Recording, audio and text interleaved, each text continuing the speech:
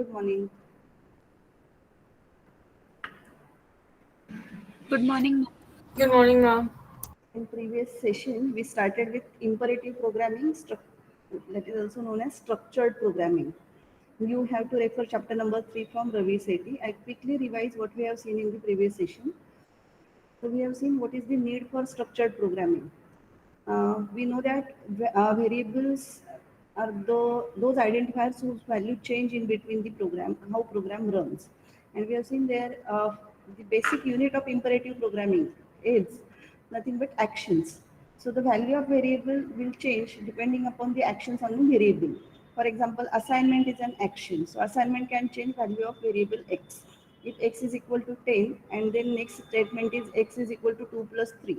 So previous value will get overridden by 5. You can assign array indices to a variable or variable to the array index, etc. Even procedure calls can change value of a variable. We have seen different types of programming, static program and dynamic computations. Means when we write a code, that is a source program or your .java file, .c file, .c++ file, that program is static. And when you execute it, the program as in execution is called dynamic. Computations are dynamic. So depending upon user input, program control can be different for different inputs. So if you know the number of repetitions, then you can go with a for loop. If you are not the number of repetitions depending upon user input, then you can choose while loop or do while loop. The text is static in a program, but the computation is dynamic, which occurs every time program runs. So there is a gap between static program and dynamic execution. So that is the need for structured programming. So the reader of a program can understand the actions that occur when program runs. So after going through the code itself, you should able to identify if the input is this, then how the program will execute. If the input is another one, how program will go forward. We also talked about structure and efficiency while building a program. So structured programming, structure of a program text should help apps understand what the program does. So it should be easier to modify and tune for efficiency. So when you convert your algorithm to a program, so that should be readable, that should give you a clear picture how output will be for different types of inputs, and it also it should execute faster for efficiency, and it should be easy to modify or update your code. We talked about efficiency. A language must allow underlying assignment oriented machine to be used directly and efficiently. A program is going to be executed by a machine or the architecture hardware, and what you are writing is a high level language program. So you should have a translator which is efficient one, which can translate or make use of whatever underlying architecture is. We have seen this example, skip duplicates, removal of adjacent duplicates. If the number is followed by same number, it is called adjacent duplicates. And for example, here one is followed by two ones. So here one and another one and another one. So these are called runs. And we have to, instead of these three, one. This is 3 times 2, so we will take 1, 2. This is only 1. So we know this is our input. This should be, for this particular input, this should be the output. So just to write our algorithm, what we can do is read element x and display it and skip past of the duplicates of x. So read the element, display it. Another next time read the element and check whether this element is similar to x or not. If it is similar, then just skip it. If the next element is different than current element, which is x, then print it. So we have to do this test, skip past the duplicates of x. Next important term is invariant program design. The invariants are the key concept for designing imperative programs. In whatever means when you enter into the while loop, what is the state? When if you your condition is while x is less than 0. So while entering into the x, x should be less than 0. And when you are in a while loop, x is always less than 0. If you are out of while loop, then x must be greater than or equal to 0. So these are the conditions: pre-condition, post-condition, when can you enter into the loop, when you can come out of the loop. So these conditions are nothing but invariants. Invariants are key concepts for designing imperative programs. Invariant relate program and computations and tell us about properties of its computation. So yeah, there are multiple cases. If x is equal to 0, will it enter into the loop? If x is less than 0, what will be the condition? Will it be in a loop or outside the loop, like this?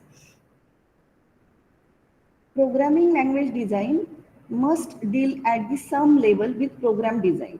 So we have program design, that is our algorithm, and program language design, that is your source program. So programming language design and program design should go hand in hand to make programming easier for a programmer. So the invariant at some point in a program is an assertion that holds whenever the point is reached at the runtime. That is whenever the control reaches that point. So invariants, we are not talking about source code, okay? We are talking about how to convert your algorithm to a source code. So before writing the actual source program, you should know the conditions properly. These conditions are invariants. So if the condition is like this, if x is greater than y, so whatever the values, what can be the values of x, what can be the values of y, and for which values of x you are entering into the if part, and for which values of x you are outside or you are in the else part. That these are called assertions and invariants. An assertion can be true or false condition about the state of computation. For example, x is greater than y, will tell you whether value of x is greater than value of y, true or false. So normally how we do, rather than writing a program and then retrofitting invariants, it is best to start with invariant and then use them to design the program. So first you should know what are the capabilities of your programming language. Does your programming language provide different types of loops, different types of condition statements, recursion? What are the strong points of your language? For example, if it is Java, you can go for dynamic programming, you can go for inheritance, then interfaces. You can use the all programming, different programming constructs. So if you know what are the strongest construct of the language you can use for that particular algorithm, choose that one. So instead of writing a program and then converting it into that particular language constructs, use programming language constructs to design your program. So program to remove adjacent duplicates can be designed as, so initially we have written this algorithm, read the element, write it and skip past duplicates.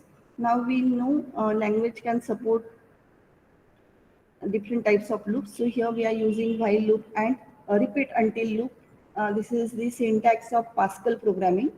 Read X is like scanf statement in C. So read element X from the user. If X is not end marker, means it is not end of the string, you have to accept sequence of inputs. Then you can enter into the loop. Whatever we write in these curly braces, here in Pascal it is a comment, or here it is invariant or um, precondition. X is, suppose X is the first element. Whenever you enter into the loop, X is first element. So write ln statement is like printf statement in C language. It will display value of X. Repeat until this condition is true. So till this condition is repeat, read next. Next is not equal to X. If it is not equal to X, then come out. If it is equal to X, then again go and read it.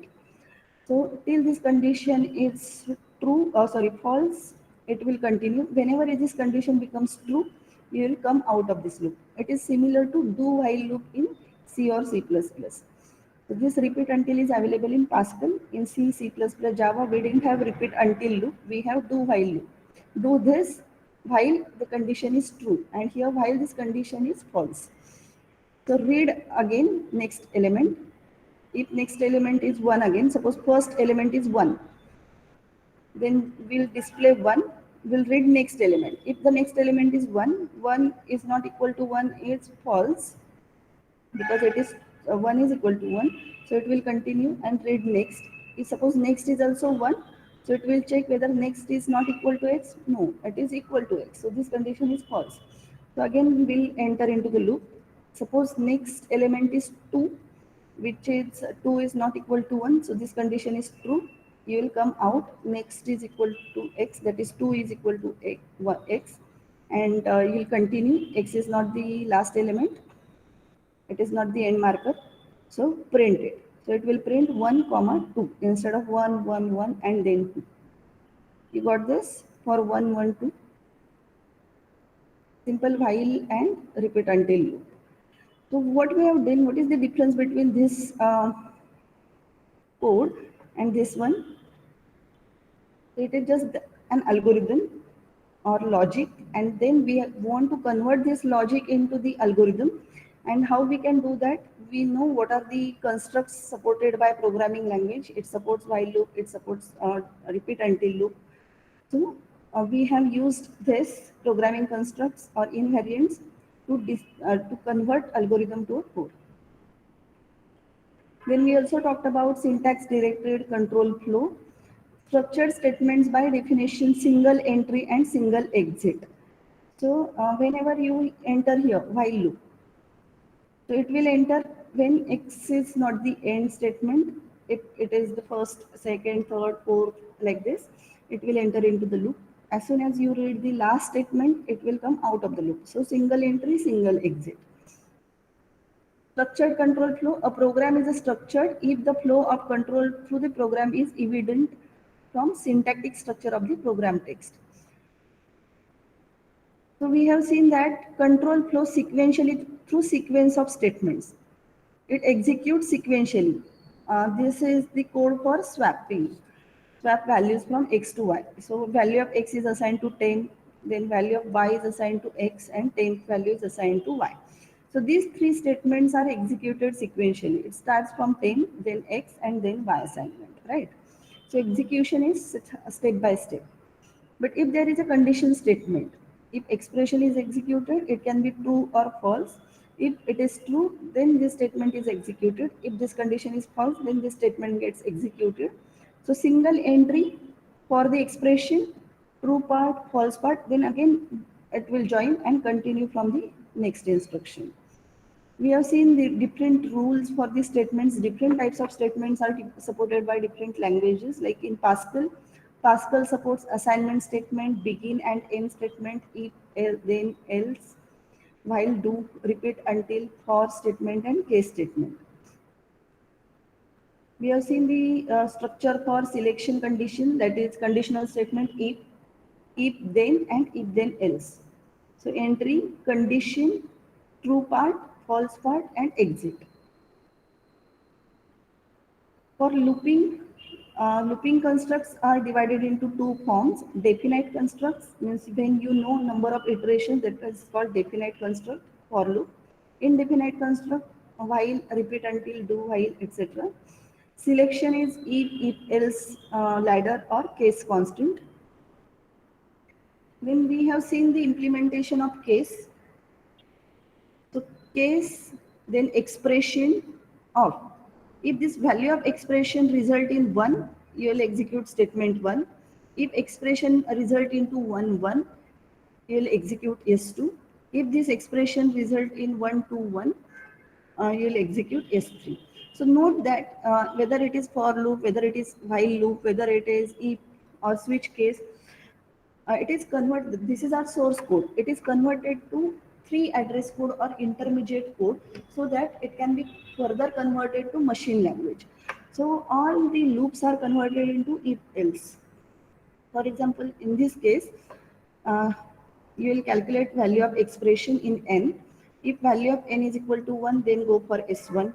So you will convert this statement into if else part. Else, if n is equal to 1 1, then S2. If n is equal to 1 2 1, then S3. We have seen this in previous session. I'm again repeating because we cannot continue for the next topic unless and until we'll again revise or recall these statements. We have seen how to execute conditional statements. The condition statement, if expression then statement is nothing but a statement. So a condition will be executed first, and if it is true, then you will enter into the code, then S1 will execute. If this condition is false, then you will come out of the if loop. And after statement, you will continue with the next part. If it is if expression, then S1 else S2. What we are looking at, how control flows. What is the control flow? So the complete statement is called S, and that statement is if statement. So if is a keyword, then expression, then statement one, that is true part. If this condition is true, S1 should execute. If this condition is false, S2 should execute. So first you'll solve that expression code, and if it is true, then S1 code. If it is false, then S2 code. But what after S1? If you finish with the statement 1, you will not enter into the S2, you will directly go to the S dot next, that is this one. So this is how control will flow. If condition is true, enter into the S1. If condition is false, enter into the S2. And after S1, go or skip this S2 part and go to the next statement. I hope you are getting it. Then we have seen similar flow of control flow loop statement. While expression do S1. So while expression, so first there will be a code for expression, and if this condition is true, go to the S1. If this condition is false, then come out of the S1 or statement. After S1, this is a repetition or iterative statement or loop statement. Next statement will again S dot begin. So after S1, it will go, control will go to the S dot begin. We have seen how to convert for loop uh, to control flow in previous session. That was our last slide. Can you convert do while loop, do while in this way? Can you show me the control flow for do while loop? Board is visible, right?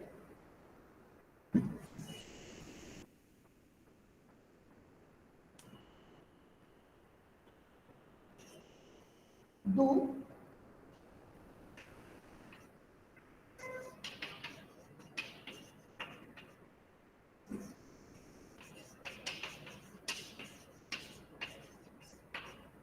how this statement gets executed? Your grammar is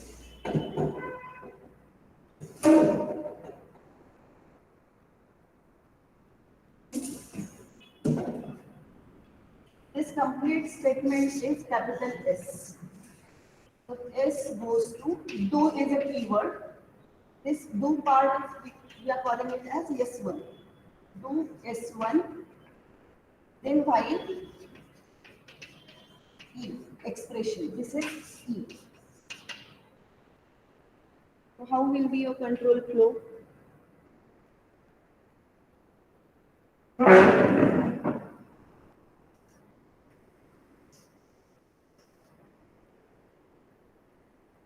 First, you will execute S1. Directly, execution starts from S1. Then you will execute E, that is expression. And if it is true, for E dot true, control will go for S1. If this is false, if the condition is false, you will come out of the loop. Correct? Condition is checked at the end. You will first start with the capital S. Am I audible? Yes, ma'am. Yes, ma'am, you're audible.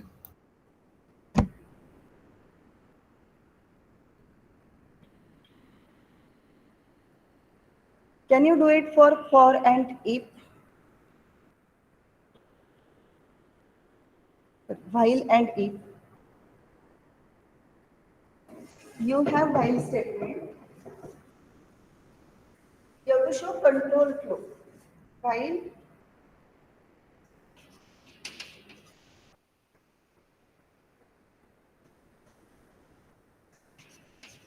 some condition, that is expression. Another condition for if, some statement of if. Excuse me, ma'am. Yes. Ma'am, can you please adjust the camera?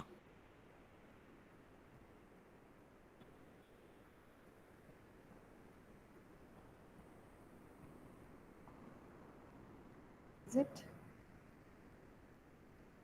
visible? Yes, ma'am. Thank you. While in while we can write if statement. So this complete statement is capital S, and this whatever the part of while loop is say S1, part of if loop is S2.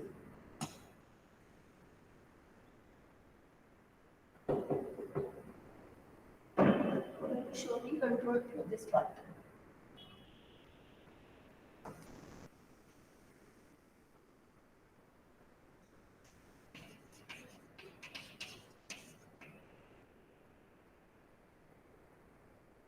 And expression.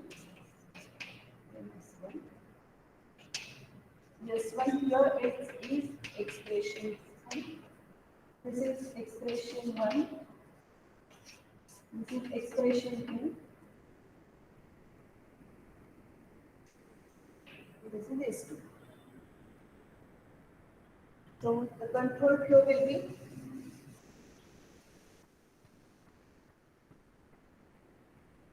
which part will be executed first? E1, E2, S1, S2, capital S. E1.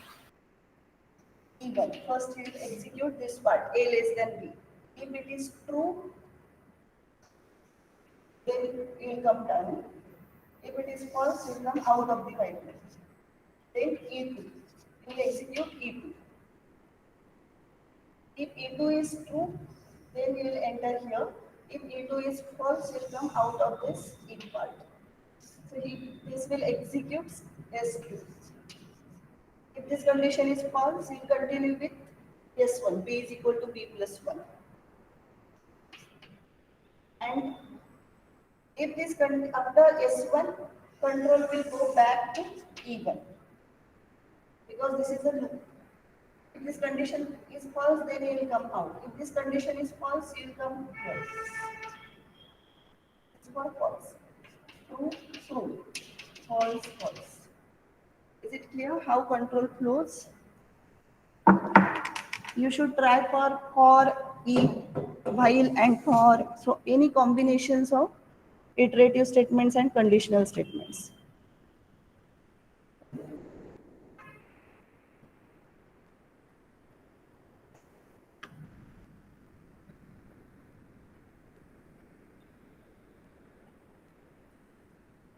Okay, we have to write a code for whether a year is leap year or not. What are the conditions to find out whether the year is leap year or not?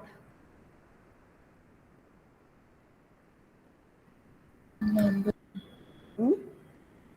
The current year, 2021, is leap year or not?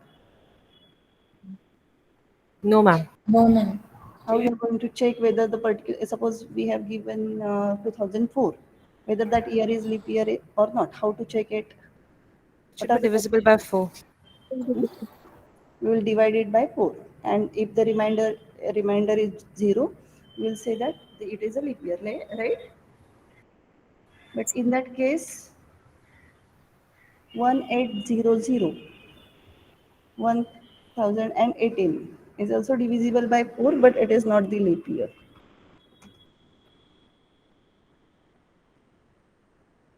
Is that the only condition, divisible by 4, or there are many other conditions too? No, ma'am. For 100, we also have a condition. So these are the conditions. Every fourth year 400 is year. For example, 1756, 1760, etc. Leap year comes after 4 years. Then year divisible by 100 are not leap years. For example, 1800, 1900, these are not leap years. but years divisible by 400 are leap years. So now you know the conditions. So which language construct you are going to use to write a program to accept a year from user and check whether it is leap year or not. Which programming language construct you will use? Are you going to use for loop, while loop, if else, switch case? Which one? If else. Table for If this else. condition. If else, right?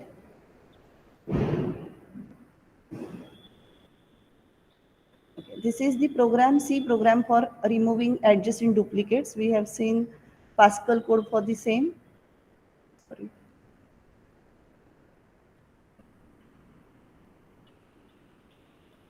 So this was the Pascal code. Pascal uses a while loop and repeat until. In C language, we didn't have repeat until. So we have used while loop for this code. You can see here A is a sequence of numbers. We have used array instead of accepting it from user every time. X is the first element in the array. Then while I is less than 10, as we know number of elements, or if you are accepting it from user, you can accept if user should enter dollar to end the numbers. Then while I is not dollar, you can continue. Then first step was write ln in Pascal statement. Similarly, here we are accepting a number and printing it. Print %dx. So it will print 1. Then next is a of I. I is initialized to 1. So next element is first position, again 1. And while x is equal to next. Here in repeat until we were checking for not equal to. Here we are checking for equal to. If this condition is true, enter here I plus 1. Means what we are doing is we are skipping that part. We are not printing next one. So currently I is equal to 0, I is equal to 1 and x is equal to this one, a of 0. So next is equal to x. So we are incrementing I. Now I is equal to 2 and next is a of I. So a of I is 2 and 2 is not equal to x. So you'll come out of it and you'll assign next, that is 2 to x, and I is incremented to 3. The 3 is not this 3, index 3, and you'll print x. So it will print 1, then 2, and next is equal to a of I is now 3, so next is 3, which is not equal to x. So x is next, that is 3, and I is incremented to 4. And when you continue with this, you'll get the output 1, 2, 3, and 5. You can check it, run this program step by step. So here we use two while loops, while inner while and outer while and inner while. So to convert your algorithm to a program, you should study language constructs properly and you make use of proper language constructs. So what are the design considerations? Note that syntax affect usability. For example, semicolon. Semicolon can be used to terminate. For example, in language like C or even in Pascal, you use semicolon to terminate the statement. So every statement is terminated by semicolon. B is equal to 5 star A semicolon. But sometimes, it is used as a separators. Separate one statement from other statement. And it is also used as terminator. If you end for loop with a semicolon, what will happen? If you use semicolon here, what will happen? It will not execute. Will it be a syntax error or it will do something? In C, C++, Java, if you end any loop with semicolon, what will happen? Then the control will flow outside the loop because the for loop will understand it that the next But what statement is about the value of I? After this statement, value of I will be 0 or it will be different?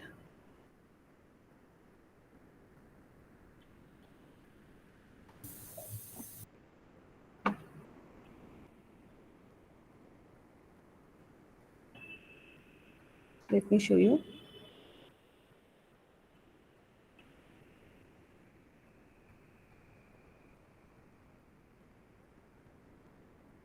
GDB is visible? Yes, ma'am.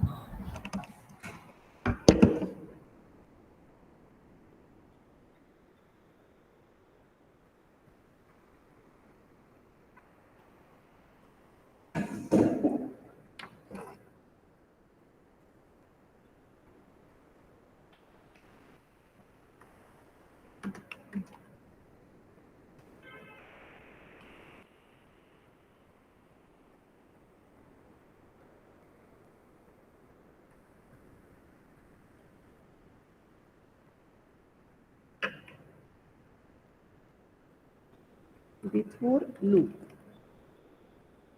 I'm printing value of I. Then for I is equal to 0, I is less than say 10, I plus plus and semicolon. I ended this loop and I want to print value of I after the loop.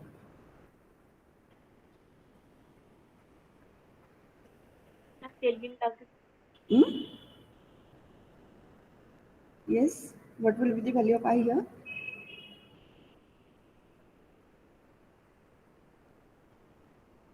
After loop it's showing 10. You see here, before loop 0, after loop 10.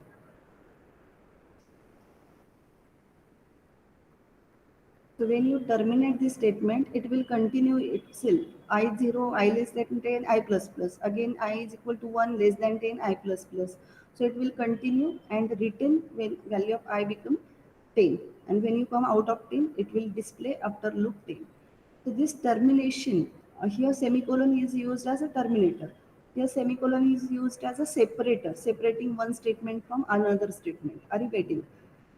Whenever you use semicolon after the loop, it will terminate that loop when the condition gets false. Same thing you can check for while loop or do while loop. So it may cause error sometimes. The pure programming errors are believed to occur if semicolon terminates statements than they separate statements. So these things you should be very careful of while using the programming language. Even your program is syntactically correct, there are no syntax errors, but still you may not get the proper output. Even if you write here something print I, it will not print printed. I want to print value of I in every turn. But as I put semicolon at the end of for loop, sorry, I have to share the screen. In the for loop, I have to print value of I in every run, but it will not print this. It will not enter into this loop. It will just print before loop and after loop, this value.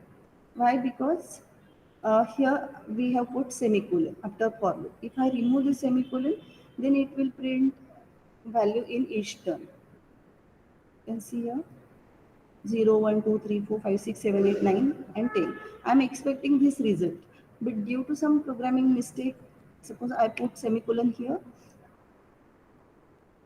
So here program is running, I'm getting the output, but this output is not correct and I'm not able to find out where the error is because of this semicolon. So just be careful about the syntax.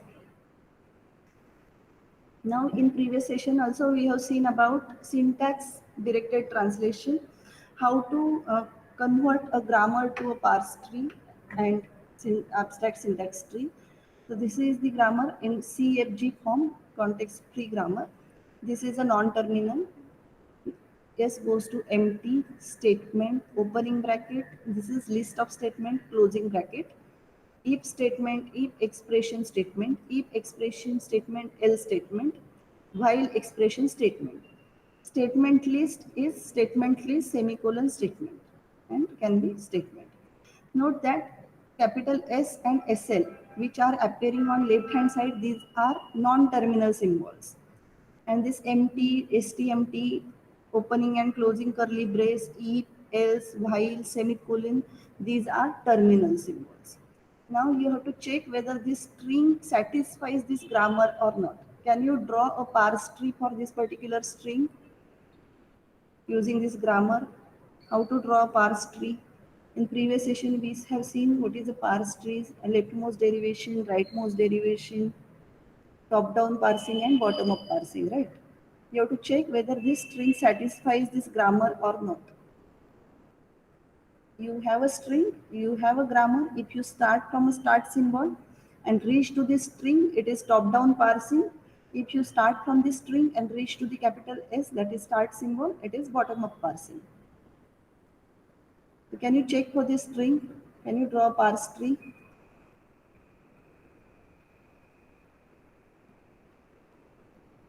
I'll show it for one string. Then you can check for remaining strings how to draw a parse tree. Same string with bottom-up parsing as well as top-down parsing. I'll show it to you with top-down and bottom-up parsing.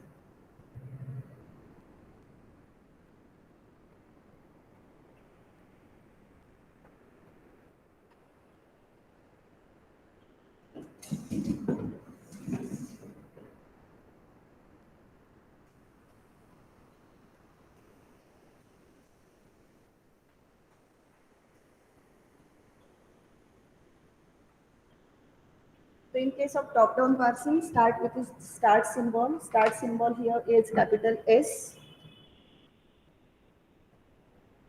We want the string opening bracket, statement, semicolon, statement, semicolon, statement, semicolon, and closing bracket. So which production rule should I choose from these 1, 2, 3, 4, 5? 1, 2, 3, 4, 5, 6. Out of these production rules, which should I choose? I want it should start with opening bracket. Let me choose this rule. S goes to bracket, statement list, bracket. So opening bracket, statement list, and closing bracket. Now for statement list, I have this production statement list, semicolon, statement. Statement list, semicolon, statement. Now what I want? After opening bracket, I want statement. So statement list is going for capital S and S can go for statement. I can choose this rule. S goes to statement. This is a semicolon. This is opening bracket. Same thing I'll do for statement here. S goes to SM, statement list, semicolon, statement. Statement list can go for capital S. S can go for statement. So I have opening bracket, statement, semicolon, second statement, semicolon. This S can go for statement. I want semicolon at the end. If I just write statement and then bracket, it will be a syntax error because it should be followed by semicolon. So I have to choose here statement list, semicolon, and then statement. This is statement and STM. Then semicolon. And for what should I write for capital S? I'm already done with bracket, statement, semicolon, statement, semicolon, statement, semicolon. And I directly want closing bracket. So this can be replaced by empty string, which is denoted by epsilon in compiler terms. Here we have just written empty. Empty means blank string. So this is the parse tree for this particular string. Opening bracket, statement, semicolon, statement, semicolon, statement, semicolon, closing bracket. You can try for if this condition and this condition. Okay.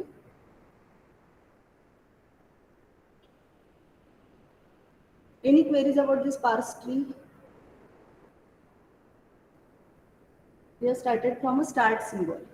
You can also start from statement bottom-up parsing. For that, you need rightmost derivation.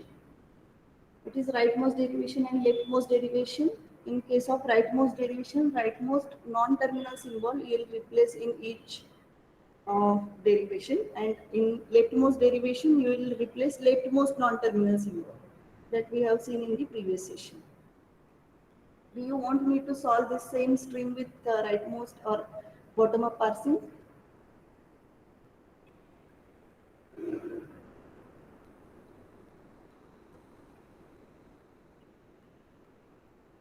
In next lecture, we'll see how to handle special cases in the loop. That means break and continue statements. But before that, let me explain you the same string with bottom up parsing. So for bottom up parsing, we need rightmost derivation. And for top down, you need leftmost derivation. The derivation always starts from start symbol. Yes, also you have to choose the correct production to start with. So here production is opening bracket, SL and closing bracket. Now you just have only one non-terminal symbol, that is SL, that is statement list. So statement list derives, you'll replace SL, semicolon, statement. Now we are going for rightmost derivation. Derivation is rightmost. So rightmost non-terminal symbol you have to choose. So from right hand side, first non-terminal, that is capital S, you'll choose for replacement. Again statement list, semicolon. What is S? S will again go for statement list, semicolon, capital S. Now here we have three non-terminal symbols: statement list, and semi-statement. So we will choose rightmost non-terminal symbol for replacement. Again, statement list, semicolon. This S is replaced by statement list, semicolon S. Again, rightmost non-terminal is capital S. This you will replace with empty. Empty means nothing. Blank. Statement list, semicolon. This is replaced by blank, empty. I'll just write here empty. Now, in next turn, we have to choose rightmost non-terminal, which is this statement list. This you will replace by statement. SL, semicolon, statement. And semicolon. Empty you can skip. In next turn, you will replace this with statement, and in next turn, you will replace first statement with list. SL, statement, this is semicolon, statement, semicolon, closing bracket. And last derivation is this. So at the end, you should get your string. So we started from yes, and we are replacing rightmost non-terminal in each term. So this is rightmost derivation. And to convert this to bottom-up parsing, you can use this rightmost derivation for bottom-up parsing in reverse order. I hope this is visible. So we have a string, statement, opening bracket, statement, semicolon, semicolon, and closing bracket. So we have to reach for start. So here we assume that it's empty, that is replaced by capital S, then semicolon and statement. Sorry, statement is replaced by capital S, S is replaced by SL. You are going like this. Statement is replaced by SL, is replaced by statement list, and statement list semicolon S. This is capital S. Again, this is semicolon. This is replaced by SL. So SL semicolon capital S is S. This statement is replaced by SL semicolon capital S. So you are going from bottom up. And this opening bracket,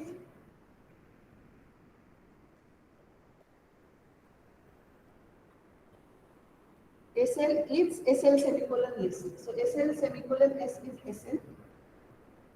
SL semicolon, this SL is converted to capital S. S is replaced by SL semicolon and blank. So you are going from bottom to up. So first what you are going to replace is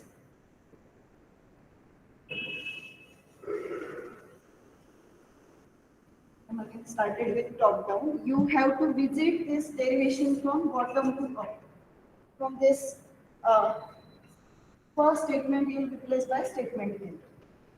So statement, semicolon, statement. Ma'am, it's not visible. Can you please adjust the camera?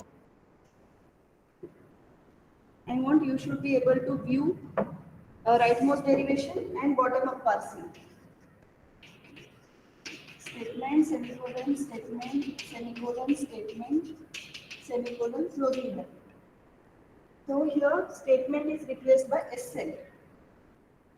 So we have a production for statement. Statement is going for capital S. Okay. So this statement is going for capital S. And then we have this production SL goes to S.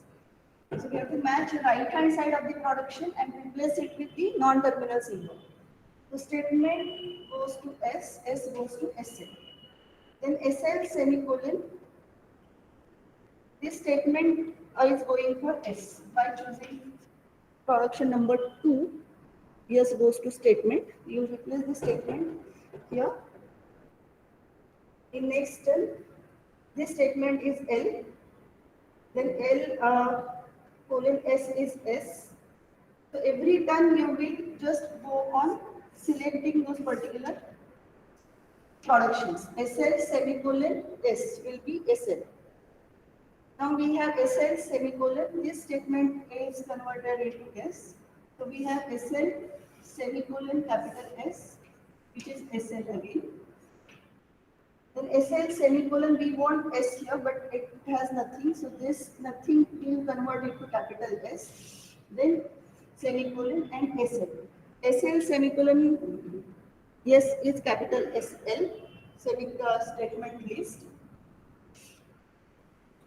And we have this opening bracket, then statement list and closing bracket is going for S. So we are building a tree starting from this tokens or terminals or input statements. Input statements are converted to non-terminal symbols by choosing the correct non-terminal symbol at every stage. So we, in bottom-up parsing, we are matching right-hand side of the production with and replace it with non-terminal. In top-down parsing, we'll replace this non-terminal with right-hand side of its production. Top-down parsing is nothing but leftmost derivation, and bottom-up parsing is nothing but rightmost derivation is in reverse order. Take a particular grammar and try to derive strings from top-down parsing, bottom-up parsing, leftmost derivation, and rightmost derivation.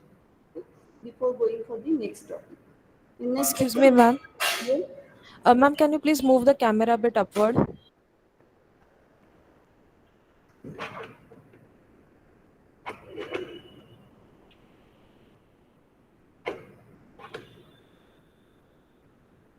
Is it visible? Yes, ma'am. Thank you.